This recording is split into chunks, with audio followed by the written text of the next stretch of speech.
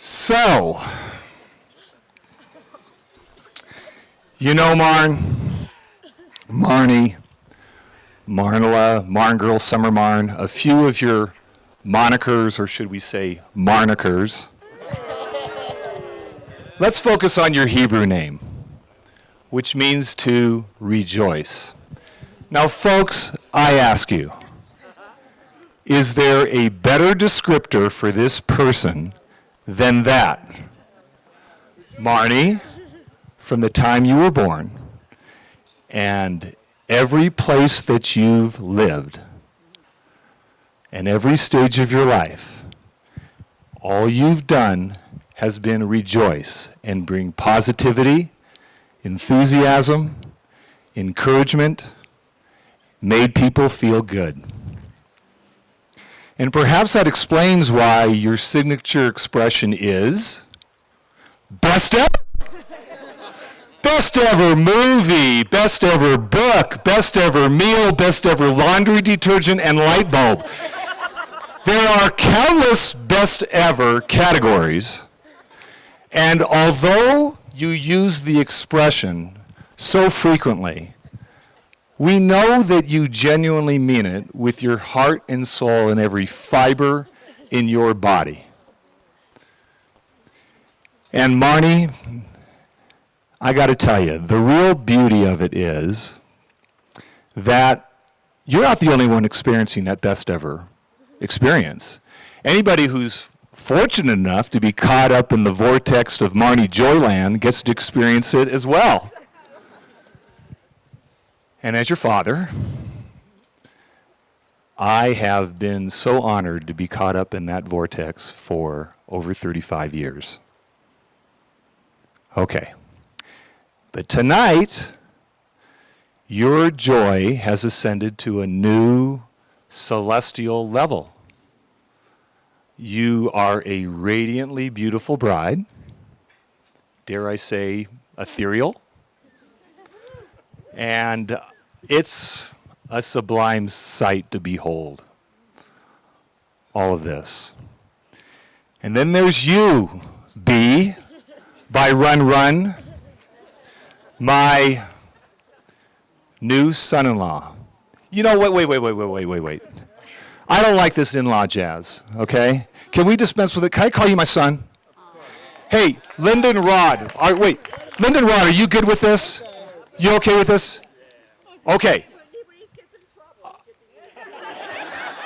Okay. So, what I'm hearing is, I have a son. Finally, yeah! Now, girls, don't take offense. You understand. Hey, Byron, you got game. Okay, well, everybody knows about your athletic prowess and you're a super duper endurance athlete. You got culinary skills. You got handyman skills. But what's far more important is who you are intrinsically, your core values, your honesty, your loyalty, your integrity, your respect for the environment, just to name a few.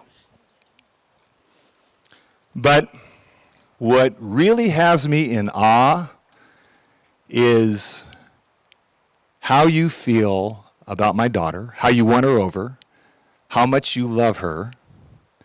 You managed to take someone who was on the far edge of humanly achievable happiness, and somehow you made her happier.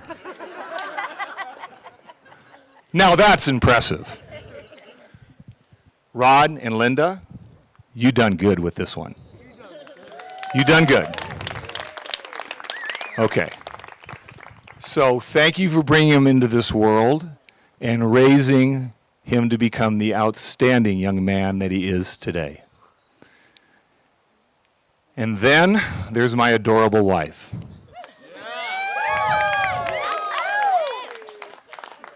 What you see here, Beth, is very much the product of your devotion to this family. Our three spectacular daughters are keenly appreciative of all you did to be their mother, to serve as their mentor and role model. And I could not be more fortunate than to have you as my lover, life partner, true companion for 44 years.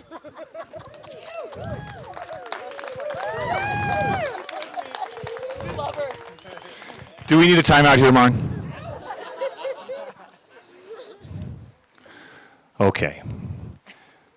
And for you here in the audience who schlepped, you know what? There's something I forgot to tell you. I got to back up a moment before I talk about schlepping, and I'll tell you what it means.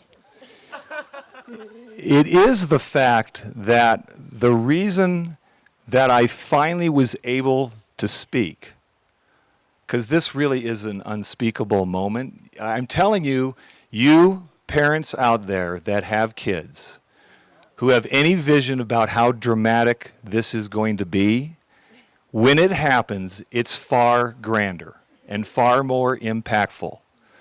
But what I wanted to tell you was I've got so much nachas that I need to fell about. Now, okay, a little bit of a language barrier perhaps. Okay, so we're going to have a quick Yiddish lesson. Okay, when you start to feel like your chest is going to explode with pride, usually because of something that our children have done, that's called nachas. Now, when you talk to other people about it and you verbalize it, it's not bragging, it's felling. And there's just lots of felling to do. Now back to schlepping, to continue our lesson here. So you here in the audience who schlepped, which means traveling with some challenge and difficulty. I mean, you guys came from all over this great nation, D.C., Florida, Georgia, Utah, Tennessee, Southern California, Northern California, Oregon, New York, and probably other places to get here. You're to be commended for not only being here, but for being such wonderful family members all these years. So, now it's time for me, the old married guy, to dispense some words of acquired wisdom to you two lovebirds, Oregon's newest couple. Okay? Don't just tolerate your differences. Embrace them, enjoy them, encourage those differences. Compliment each other, and by that I don't just mean saying nice things about each other, I mean compliment in the other way. Bring something of value to your marriage so that you can be the best Barney Spittam imaginable. Okay? Now, not every moment will be blissful. Most all of them are. But not every moment will be. But like these magnificent trees in this setting that have withstood rain, wind, and snowstorms, your marriage will be fortified and beautified and energized by withstanding all the challenges that I know that all of you, that you both are capable of withstanding. So, enough of Sherm's life lessons. Let me close by wishing you both a long, healthy, gratifying life together, filled with much joy, adventure, laughter, precious moments, and love. In other words, the best marriage ever. Now wait a second, I want to punch that up a bit. On 3, best marriage ever. 1, 2, 3. Best marriage ever! Yeah!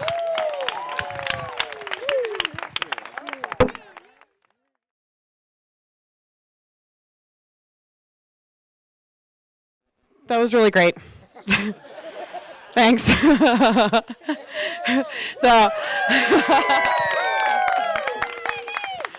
so I'm Jenny, Byron's big sister, and I want to say thank you to the Spitzes, to our very own Pittams, to everyone for being here this weekend, for traveling so far.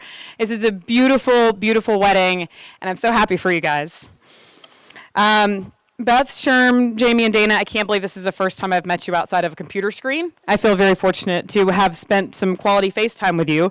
But Byron has spoken so highly of you guys, and I mean, since he first met you, and I can't believe his amazing good luck stumbling into a family of Spitzes that are as active and as venturous as him.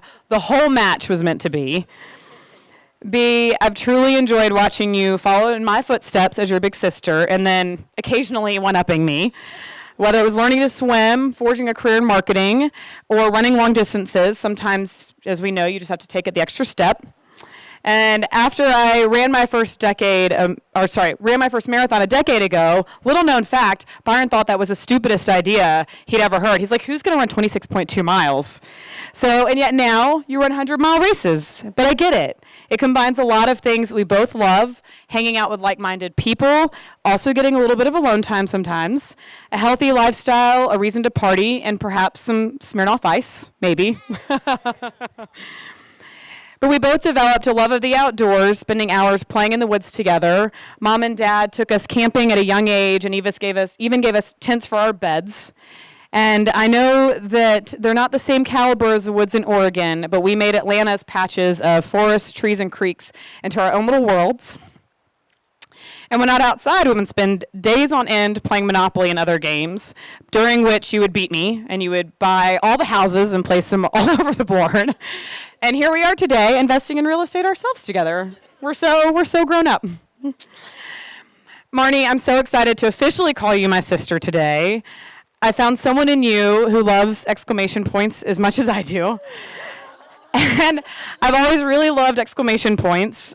B used to call me out on my excessive use of the punctuation, which he doesn't do anymore.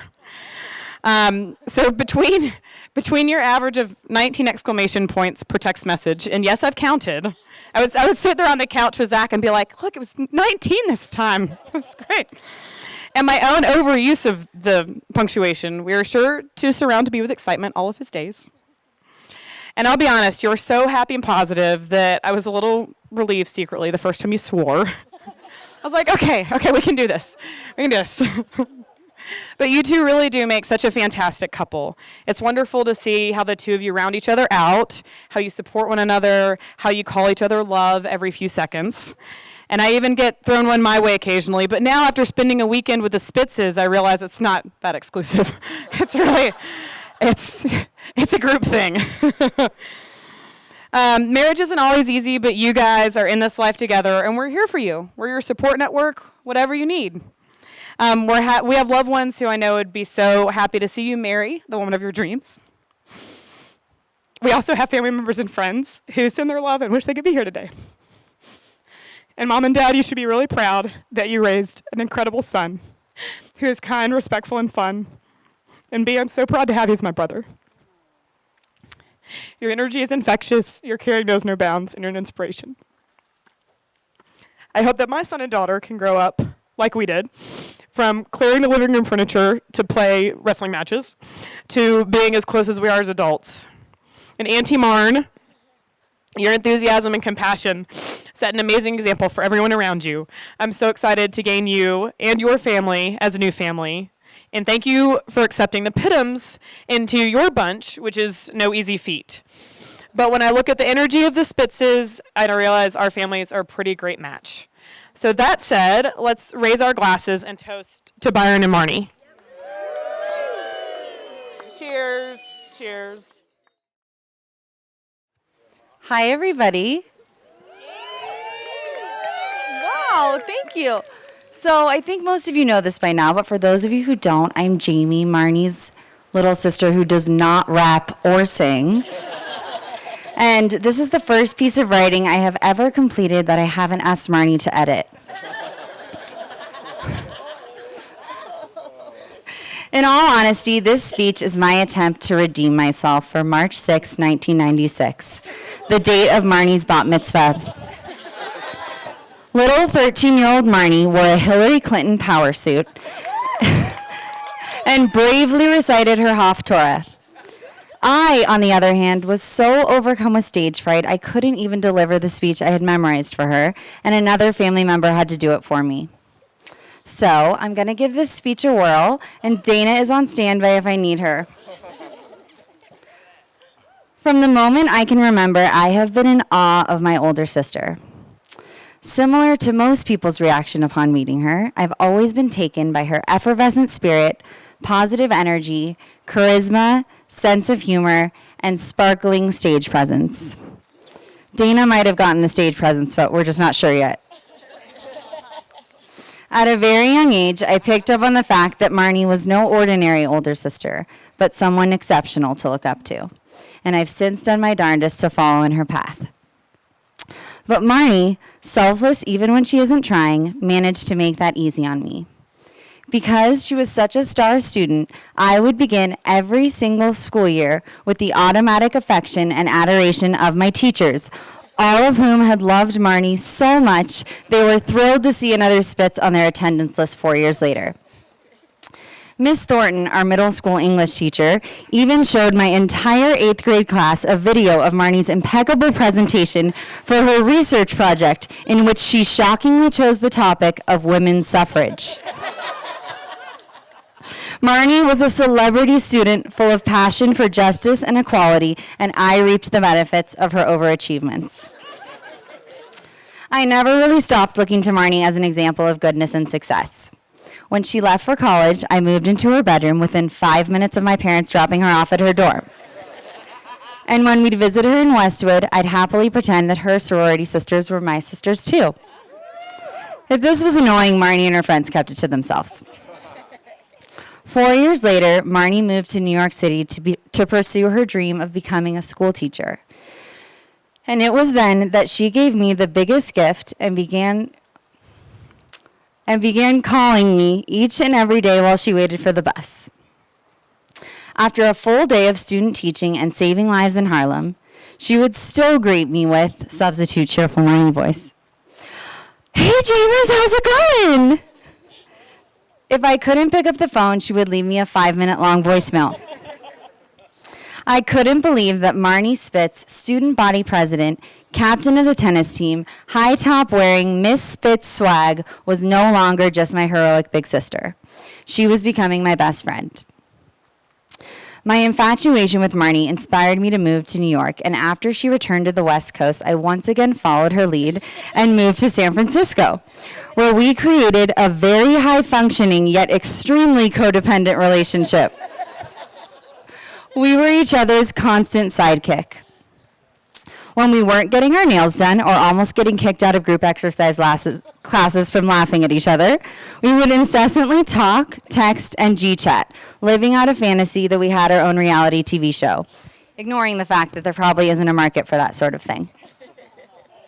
Then, I had what I will fondly refer to as a quarter-life crisis and departed for Peru for 2 months.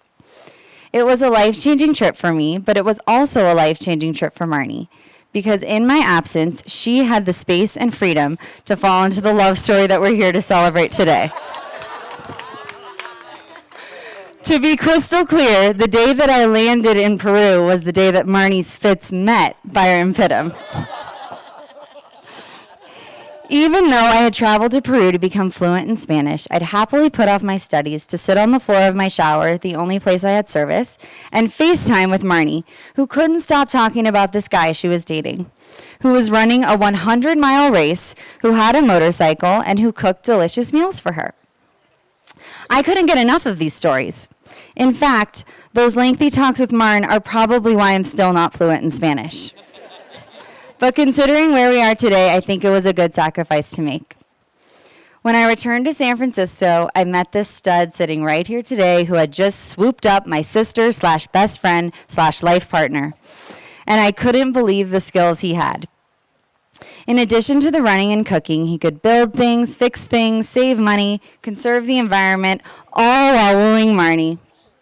Selfishly, the thing I loved most about Byron, aside from making Marnie so happy and taking such good care of her, was and is that he is totally supportive and encouraging of the bond I share with my sister.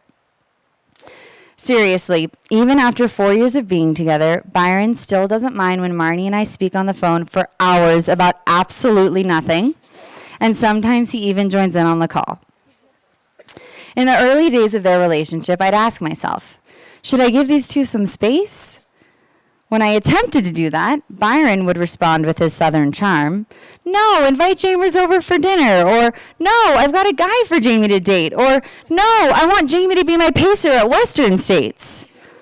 It was really sweet of him to ask. I was just really busy that weekend. Byron taught Marnie and I a valuable lesson that we really needed to learn. That it is very possible to find love and your forever person without sacrificing the relationships that already fill your world with love and joy.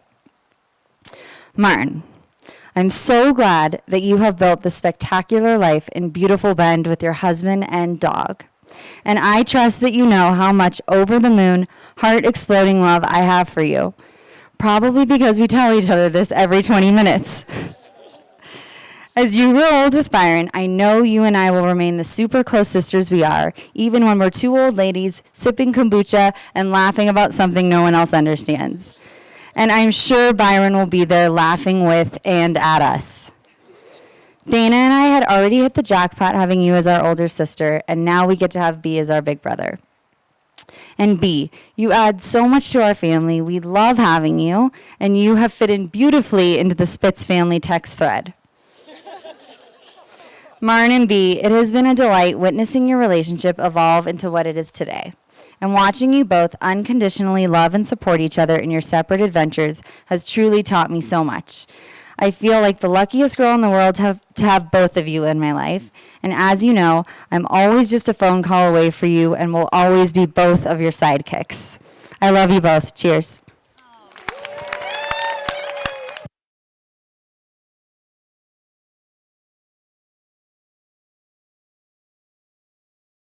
It's me again. Yeah. Hello.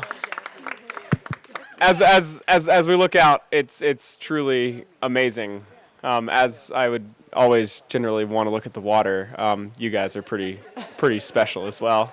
No, once again, it's been reiterated so many times. Like, you guys have come from far and wide. There's 8 people who live in Bend that are here, and everybody else, and everybody else came from the ends of the earth. You know, and it's absolutely amazing to see everybody here. And yeah, I know we have a lot of dancing left to do. Hopefully everybody got enough food. If not, they're packaging up some food for us, and you can have. But no, there will be dessert, coffee service, yada yada. But yeah, we are ready to take it over to the dance floor. I think you guys know the way. We'll see you there.